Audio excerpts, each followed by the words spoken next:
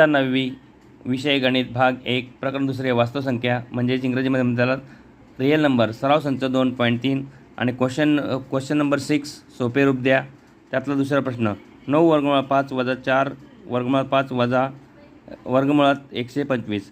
या ठिकाणी वर्गमुळात 5 हा कॉमन आहे, पण 125सुद्धा या ठिकाणी वर्गमुळात काढायचा आहे. त्यासाठी 9 वर्गमुळात 5 वजा 4 वर्गमुळात 5 आणि वजा 125चे फॅक्टर पाडलेत 5 गुणिले 25 बरोबर 9 वर्गमुळात 5 वजा 4 वर्गमुळात 5 वजा या 5चं वर्गमूळ 25चं वर्गमूळ 5 येतं आणि वर्गमुळात 5.